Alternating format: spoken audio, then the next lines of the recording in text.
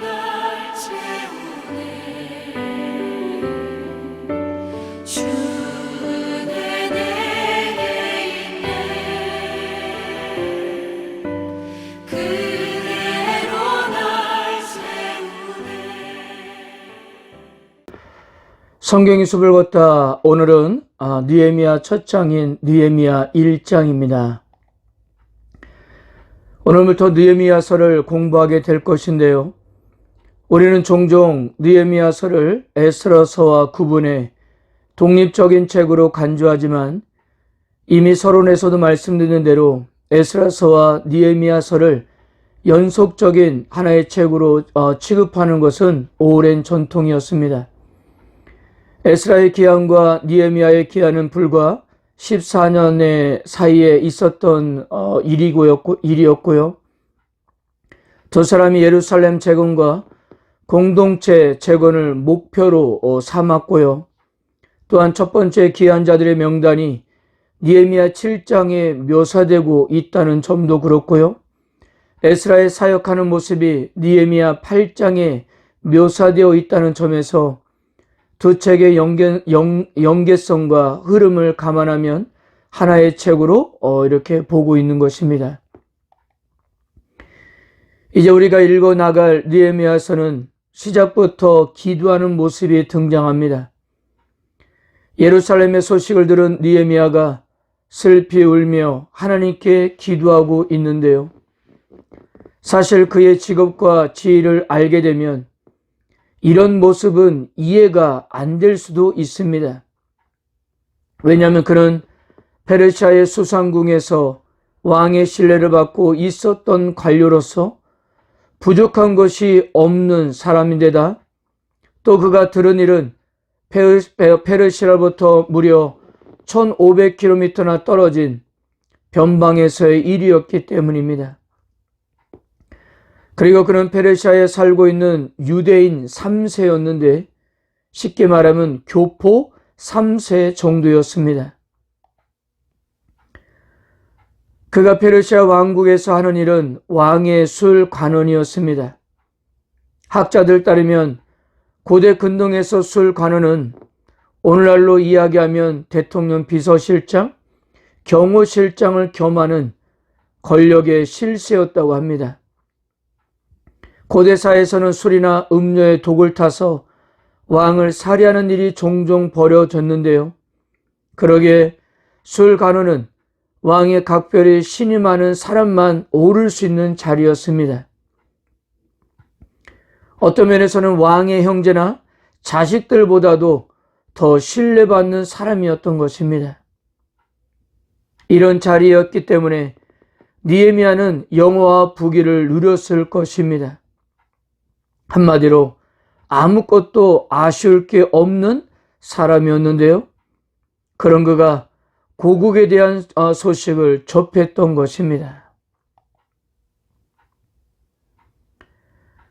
이스라엘이 패망한 이후 고레스 왕 시절에 스룹바벨이 포로들을 이끌고 1차 기한하여 우여곡절 속에서 성전을 재건하고 80년이 지나서 아닥사스다 왕의 허락으로 에스라가 사람을 이끌고 2차 기한하여 신앙개혁 운동을 펼쳤기 때문에 느헤미야는 조국의 형편이 좀 나아졌으리라 그렇게 믿었지만 아직까지 무너진 성벽을 세우지 못해 큰 환난과 능력에 시달리고 있었던 것입니다. 그는 수일간 슬퍼하면서 금식하고 기도했습니다. 4절입니다. 내가 이 말을 듣고 앉아서 울고 수일 동안 슬퍼하며 하늘의 하나님 앞에 금식하여 기도하여. 이 기도는 앞으로 느헤미야가 하게 될 사역의 초석이 되는데요. 이 느헤미야의 기도로부터 모든 것이 시작되었기 때문입니다. 성도 여러분, 평소에 쌓은 기도가 운명을 가르게 된다는 사실을 믿으시길 바랍니다. 그래서 우리가 변화하려면 가장 먼저 할 일은 생각이나 환경을 바꿀 게 아니라 기도부터 해야 한다는 거예요. 기도로부터 모든 것이 시작되기 때문입니다. 생각과 말과 행동뿐 아니라 환경과 운명까지 모두 바꾸는 힘은 기도밖에 없기 때문이에요. 기도란 문제 해결의 통로를 활짝 여는 대문이고요. 하나님의 손을 잡는 행위이며 그분의 마음을 움직이는 수단이기 때문입니다.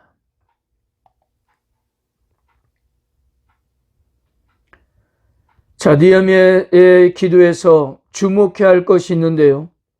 그는 기도의 대상이신 하나님에 대한 정확한 이해가 있었다는 사실입니다. 5절입니다. 하늘의 하나님 여호와 크고 두려우신 하나님이여 주를 사랑하고 주의 계명을 지키는 자에게 언약을 지키시며 긍휼을 베푸시는 주여 간구하나이다. 아이러니하게도 하나님은 우리의 믿음에 따라 전능한 하나님이 되기도 하시고 유약한 하나님이 되기도 합니다. 하나님은 언제나 똑같은 분이시지만 우리의 믿음에 따라 우주 같아질 수도 있고 콩알만 할 수도 있는 것입니다. 이렇게 우리의 생각에 따라 달라질 수가 있는데요. 그런데 느헤미야는 하나님을 크고 두려운 분으로 그리고 언약을 지키시고 긍휼을 베푸시는 분으로 고백하고 있는 거예요. 이 하나님에 대한 정확한 이해가 있었기 때문에 이렇게 하나님께 기도할 수가 있었던 것입니다. 먼저 느헤미야는 하나님을 크고 두려우신 분이라고 했습니다. 그래서 주의 종 모세에게 명령하신 계명과 율례와 규례를 지키지 않았던 이스라엘 자손의 죄악을 용서할 수가 없었던 거예요. 그렇게 수백 년 동안 누적되어 온 죄를 지금 느헤미야는 크고 두려우신 하나님 앞에 마치 자신의 죄처럼 회개하고 있는 것입니다. 그러나 느헤미야가 알고 있는 하나님은 또 어떤 분이십니까? 언약을 지키시며 긍휼을 베푸시는 분이십니다. 그래서 느헤미야는 약속한 것을 기억해 달라고 기도하고 있는 거예요. 8절과 9절입니다. 옛적에 주께서 주의 종 모세에게 명령하여 이르시되 만일 너희가 범죄하면 내가 너희를 여러 나라 가운데 흩을 것이요 만일 내게로 돌아와 내 계명을 지켜 행하면 너희 쫓긴 자가 하늘 끝에 있을지라도 내가 거기서부터 그들을 모아 내 이름을 두려고 택한 곳에 돌아오게 하리라 하신 말씀을 이제 청하건대 기억하옵소서. 하나님께서는 경고의 메시지도 주셨지만 희망의 메시지도 주셨는데요. 오래전에 하셨던 그 말씀을 이루실 때가 바로 지금이라고 그렇게 기도했던 것입니다. 그렇게 기도했더니 하나님은 하나님의 시간을 움직이셔서 응답해 주셨습니다. 11절입니다. 주여 구하노니 귀를 기울이사 종의 기도와 주의 이름을 경외하기를 기뻐하는 종들의 기도를 들으시고 오늘 종이 형통하여 이 사람들 앞에서 은혜를 잊게 하옵소서 하였나니 그때 내가 왕의 술 간원이 되었느니라. 그때 내가 왕의 술 간원이 되었다고 했습니다. 여기서 그때라는 말은 시기상으로 가장 적절한 때, 어떤 의미에서는 자신이 생각했던 때와는 다를 수 있지만 가장 정확한 하나님의 때를 가리키는 말입니다. 느헤미야는 오로지 하나님이 원하시는 것을 위해 기도했습니다. 하나님의 약속을 붙잡고 기도했어요. 그렇게 기도했더니 하나님은 그때에 그 일을 할 수 있게 적절한 자리에 올라가는 은혜를 베푸셨던 것인데요. 바로 그때 느헤미야가 왕의 술 간원이 되었던 것입니다. 바로 자기 자신이 기도의 응답이었던 거예요.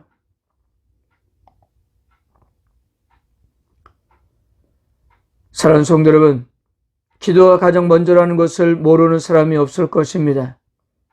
그러나 일이 터질 때면 우리는 기도를 해야겠다는 생각보다는 먼저 해결해 줄 수 있는 사람이 누구인가를 떠올릴 때가 많습니다.